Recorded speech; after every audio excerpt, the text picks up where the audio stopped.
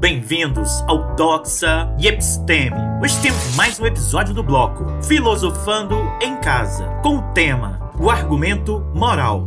Afirmação: todo homem tem noções inatas de bem e mal, e elas provêm de Deus. Se não houvesse uma ordem moral no mundo, não haveria referências fixas de bem e mal, e nessa situação seria impossível alcançar a paz entre os homens. A sociedade iria desintegrar-se e o caos reinaria absoluto sobre a Terra. Mais um ótimo exemplo de falácia argumentativa. Esta se chama declive escorregadio. Ora, é óbvio que se todos fossem dotados de noções morais inatas, haveria concordância a muitas questões que hoje permanecem mal resolvidas. E isso mesmo entre os indivíduos religiosos, como o aborto, a eutanásia, a pena de morte, castidade, monogamia e poligamia, e assim por diante. A moral e os costumes nunca foram estáticos, muito pelo contrário, variam de povo para povo, de época para época, de pessoa para pessoa. Aquilo que uma cultura considera moral e vil, em outra é corriqueiro, ou até elevado e sublime. Isso não condiz com a ideia de que possuamos noções inatas de certo e errado, ou de bem e mal. Como sabemos, seres humanos possuem uma natureza inerentemente social, e não por acaso isso é vantajoso para a espécie. Não só os humanos, mas também muitos outros animais vivem em grupos harmoniosos e organizados. Encontramos macacos vivendo em grupos hierárquicos. Encontramos peixes vivendo organizados em cardumes, búfalos e gnus em manadas, leões em bandos, abelhas em colmeias, formigas em regime coletivista, e assim por diante.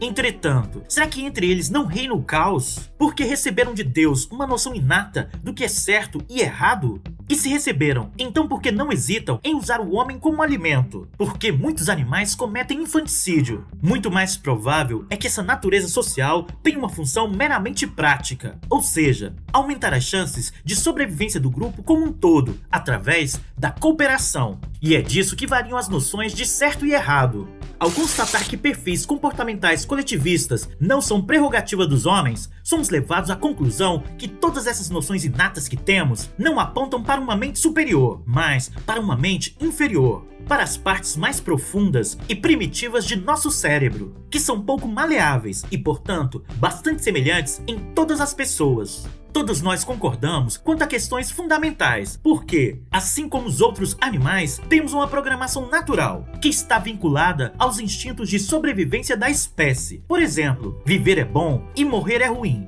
prazer é bom e sofrimento é ruim, alimento é bom e fome é ruim. Tais referências são instintivos, não divinos, e muito de nosso comportamento ancora-se neles. Ao que parece, projetamos mentalmente os dois móveis básicos de nossas ações, o prazer e a dor, no mundo exterior, equivalendo à abstração valorativa daquilo que costumamos denominar bem e mal. Assim, tendemos a concordar em questões fundamentais, porque elas são essenciais à sobrevivência. Porém, quando as questões são de menor relevância, o grau de discordância torna-se imenso. Por isso, a tendência parece ser a de que, quanto menor for a relevância da questão à sobrevivência, mais natural será a ocorrência de discórdias. Daí a razão de serem tão infrutíferas discussões que buscam estabelecer universalmente o que é certo ou errado, o que é virtude ou vício, pois cada indivíduo, sendo singular, encontra seus prazeres e suas dores em coisas diferentes e igualmente singulares, mas proporcionalmente mais semelhante quanto mais fundamental forem a sobrevivência, como já foi salientado.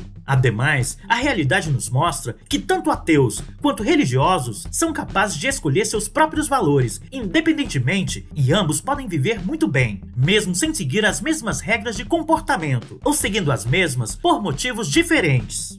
Bertrand Russell também contestou esse argumento, evidenciando aquilo que embaralha de modo oculto. Segundo ele, o raciocínio de argumento moral diz que devemos crer em Deus porque, caso contrário, não nos comportaríamos bem. A primeira e maior objeção a esse argumento é que, no melhor dos casos, não pode provar que há um Deus, mas apenas que políticos e educadores devem tentar fazer as pessoas pensarem que há um. Portanto, é uma questão política e não religiosa se isso deve ser feito ou não. Esse argumento é do mesmo gênero daqueles que sustentam que as crianças devem ser ensinadas a respeitar a bandeira nacional. Um homem com um mínimo de religiosidade não ficaria satisfeito com a ideia de que a crença em um Deus é útil. Ele desejará saber se de fato existe um Deus. E é absurdo pensar que as duas questões são a mesma coisa. Nas escolas infantis, a crença no Papai Noel é útil, mas homens adultos não pensam que isso prova a real existência do Papai Noel. Quando não temos educação suficiente para criar nossos próprios valores e estabelecer nossos próprios limites, precisamos de política e cadeias mais do que religiões. Para viver em sociedade, temos de lutar contra o nosso egoísmo natural, impondo limites à liberdade do indivíduo, coisa que fazemos com valores morais compartilhados. E não importa se acreditamos que tais valores provêm de Deus ou do homem. Desse modo, vemos que o argumento moral é um argumento em favor da sociedade, não da existência de entidades moralistas sobrenaturais. No melhor dos casos, acreditar que certos valores têm origem divina apenas serve para que sejam respeitados, mas só isso.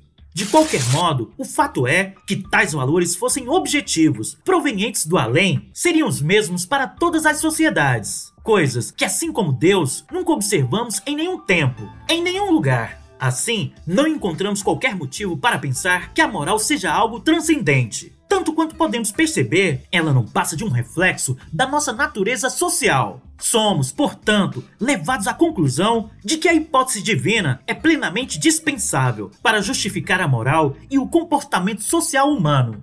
Por hoje é só. Muito obrigado a você que assistiu o vídeo até aqui. Espero você no próximo. Até lá! Oi, caso você tenha gostado do vídeo, dê um like, assine e compartilhe com os amigos. Todo comentário é bem-vindo. Forte abraço e vitória sempre!